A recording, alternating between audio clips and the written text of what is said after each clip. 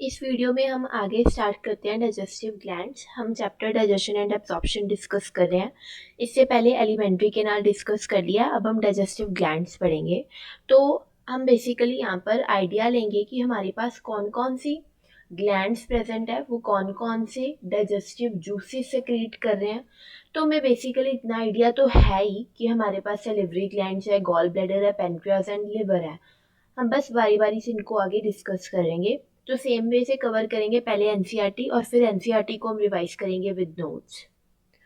तो स्टार्ट करते हैं। The digestive glands associated with the alimentary canal include the salivary glands, the liver and the pancreas.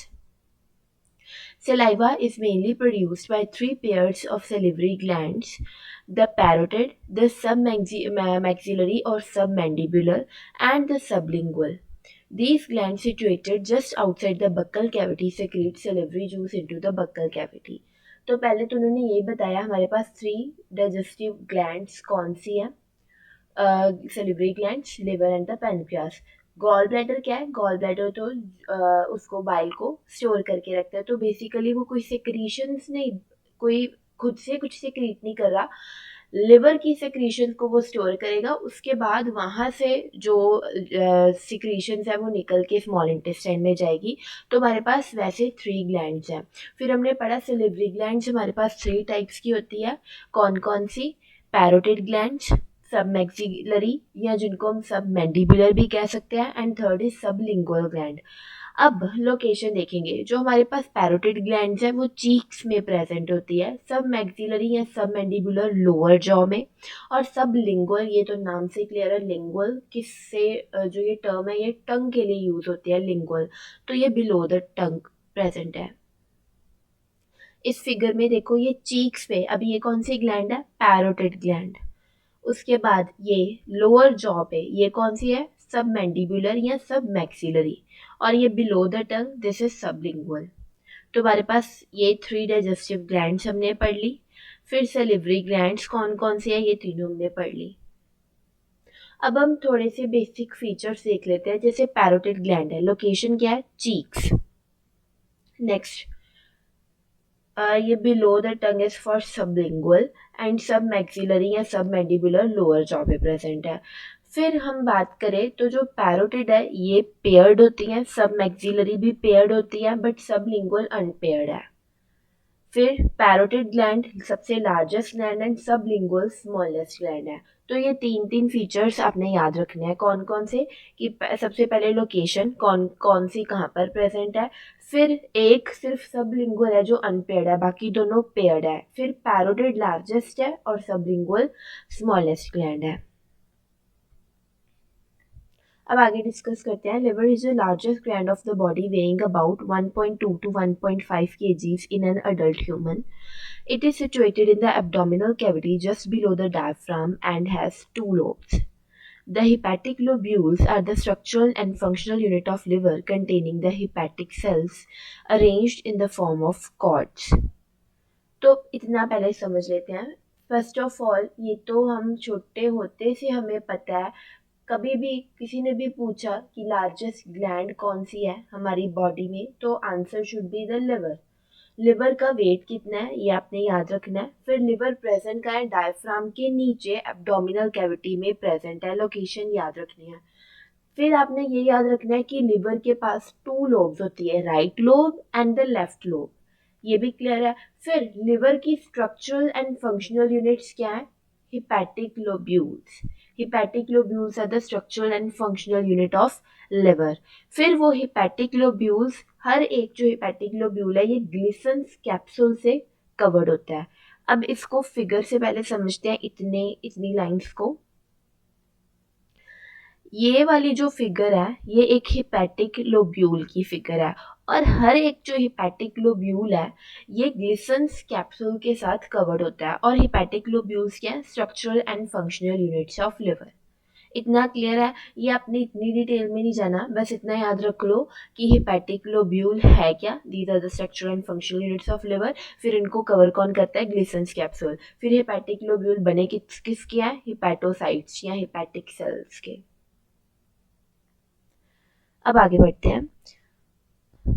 The bile secreted by the hepatic cells passes through the hepatic duct and is stored and concentrated in the thin muscular sac called the gallbladder. ये मैंने starting में बता दिया कि gallbladder as such खुद कोई secretions नहीं कर रहा, ये लिवर की जो secretions है उनको स्टोर करके रखता है और टाइम आने पर ये secretions को आगे भेज देता है ताकि आगे जो भी इनका डाइजेस्टिव फंक्शन है वो परफॉर्म कर सके.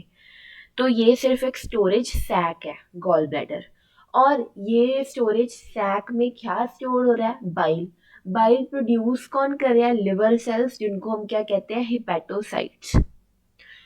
The duct of the gall bladder which is known as cystic duct along with the hepatic duct from the liver forms the common bile duct. ये डक्ट वाला सिस्टम हम फिगर से समझते हैं, ऐसे याद नहीं होगा. पहले इतना देख लो, हमने क्या पढ़ा कि लार्जेस्ट ग्लैंड कौन सी है? लिवर. लिवर का वेट कितना है? 1.2 टू 1.5 kg. मैं बार बार एक चीज रिपीट कर रही हूँ कि आपको ताकि आपको यहाँ पर ही याद हो जाए. फिर हमने क्या पढ़ा? लिवर की 2 लोब्स होती है, राइट लोब, लेफ्ट लोब. फिर हमने पढ़ा structural and functional unit of liver क्या है? हिपैटिक लोब्यूल, जो किसके बने हैं? हिपैटिक सेल्स, या हम उनको बोल देते हैं hepatocytes. And those hepatocytes are arranged in the form of cord. अब इसका क्या मतलब है? इसको हम कहते हैं कॉर्ड. ये जो हिपैटोसाइट्स होते हैं ना, ये एक दूसरे के साथ ऐसे अरेंज्ड होते हैं कि ये वाली फिगर, इसको हम कहते हैं कॉर्ड, कि ये कॉर्ड फॉर्म कर ले. कॉर्ड हम कह सकते हैं सर्कल, कि हिपैटोसाइट्स जो होते हैं एक दूसरे के साथ साथ में प्रेजेंट होते हैं, सेम रेडियस पे प्रेजेंट होते हैं और ये कॉर्ड फॉर्म करते हैं. ये लाइन क्लियर? इस फिगर से ये लाइन क्लियर हो जाएगी कि जो हिपैटिक सेल्स होते हैं they are arranged in the form of cord. इसको कहते हैं कॉर्ड, जो ये डॉटेड लाइन है. Hepatic lobule is covered by the thin connective tissue sheet, जिसको हम कहते हैं ग्लिसन्स कैप्सूल. फिर गॉल ब्लैडर, ये क्या था? जो गॉल ब्लैडर है वो एक स्टोरेज सैक है जो क्या स्टोर करके रखता है? बाइल, जिसको सिक्रीट किसने किया? हिपैटोसाइट्स ने. ये उसको स्टोर करके रखता है और कंसंट्रेट कर देता है. Cystic duct plus hepatic duct is equal to common bile duct. Common bile duct and pancreatic duct form hepatopancreatic duct. ये मैंने सारा जो डक्ट सिस्टम है आपको फिगर से समझा दूंगी. एक चीज याद रखनी है आपने कि जो हिपैटोपैनक्रियाटिक डक्ट है ये डूडेनम में खुलती है. तो हिपैटोपैनक्रियाटिक डक्ट और डूडेनम के बीच में एक स्फिंक्टर प्रेजेंट होता है जिसको कहते हैं स्फिंक्टर ऑफ ओडाई. इसको भी मैं फिगर से बताती हूँ कि कहाँ प्रेजेंट होगा. तो ये देख लो, पहले तो आप पूरा डक्ट सिस्टम पढ़ो. ये गॉल ब्लैडर है. गॉल ब्लैडर की डक्ट को मैंने क्या कहा था? Cystic duct. ये वाली जो डक्ट्स हैं ये आ रही हैं लिवर से. इनको क्या कहते हैं? Bile duct. Hepatic duct, sorry, इनको हम कहेंगे हिपैटिक डक्ट्स. दोबारा सुनो, गॉल ब्लैडर की डक्ट को कहा हमने सिस्टिक डक्ट. ये वाली डक्ट्स जो लिवर से आ रही है इनको हम कहेंगे हिपैटिक डक्ट. ये कन्वर्ज हो जाएंगी ताकि क्या बना सके? Common bile duct. दोबारा सुन लो, सिस्टिक डक्ट और हिपैटिक डक्ट दोनों मिल जाती हैं और क्या बना देती हैं? Common bile duct. फिर कॉमन बाइल डक्ट गई आगे पैनक्रियाज में. पैनक्रियाज की डक्ट को क्या कहते हैं? Pancreatic duct. अब कॉमन बाइल डक्ट ने और पैनक्रियाटिक डक्ट ने क्या बना दिया? हिपैटोपैनक्रियाटिक डक्ट. ये क्या? हिपैटोपैनक्रियाटिक डक्ट. ये हिपैटोपैनक्रियाटिक डक्ट खुलती है डूडेनम में और इनके बीच स्फिंक्टर प्रेजेंट होता है जिसको मैंने क्या? Sphincter of Oddi. क्लियर है? एक बारी दोबारा सुन लो. इधर हमारे पास जो पहले हम लिवर से स्टार्ट करते हैं जिसने बाइल सेक्रीट करना है. तो लिवर की डक्ट कौन सी है? Hepatic ducts. उधर फिर वो अब अपनी हिपैटिक डक्ट से सिस्टिक डक्ट के थ्रू चले जाएगा गॉल ब्लैडर में. गॉल ब्लैडर में थोड़ा टाइम बाइल स्टोर होगा, कंसंट्रेट होगा. अब सिग्नल मिला, अब गॉल ब्लैडर कंट्रैक्ट हुआ और बाइल निकला. तो बाइल निकला सेम उसी रूट से सिस्टिक डक्ट से. अब सिस्टिक डक्ट के थ्रू वो कहाँ पर आया? सिस्टिक डक्ट के थ्रू वो कहाँ पर आया? यहाँ. इसको कहते हैं कॉमन बाइल डक्ट. फिर ये गया पैनक्रियास में और क्या बन गया? हिपैटोपैनक्रियाटिक duct.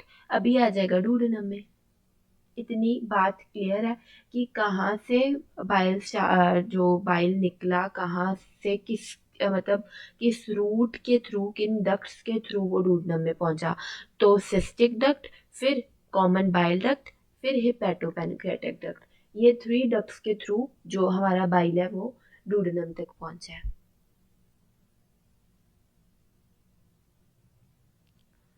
The bile duct and the pancreatic ducts open together into the duodenum as a common hepatopancreatic duct, which is guarded by the sphincter called the sphincter of the Oddi. इतना clear ये मैंने बता दिया। The pancreas is a compound, both exocrine and endocrine, elongated organ situated between the limbs of the U-shaped duodenum. The exocrine portion secretes an alkaline pancreatic juice containing enzyme and the endocrine portion secrete hormones, insulin and glucagon. अब यहाँ देखो ये क्या है, डूडनम की shape क्या लग रही है, यू शेप्ड। ये यू शेप डूडनम के लिम्स के बीच में हमारा पेनक्रियास प्रेजेंट है, ट्रांसवर्सली प्रेजेंट होता है जो पेनक्रियास है यू शेप्ड डूडनम के बीच में। फिर उन्होंने क्या कहा कि जो हमारा पैनक्रियाज है वो एक कंपाउंड ग्लैंड है। कंपाउंड मतलब एक्सोक्राइन भी है एंडोक्राइन भी है। एक्सोक्राइन कैसे कि ये पैनक्रियाटिक जूस प्रोड्यूस कर है इसलिए एक्सोक्राइन का है। एंडोक्राइन कैसे क्योंकि ये हॉर्मोन्स प्रोड्यूस कर है जैसे इंसुलिन ग्लूकागन। ये क्लियर है। अब आगे बढ़ते हैं। पैनक्रियास को दोबारा रिवाइज करते हैं। कंपाउंड ऑर्गन है, कहाँ पर प्रेजेंट है, between the limbs of duodenum. Exocrine portion pancreatic juice produce कर रहा है और एंडोक्राइन हॉर्मोन्स जैसे कि इंसुलिन एंड ग्लूकागन।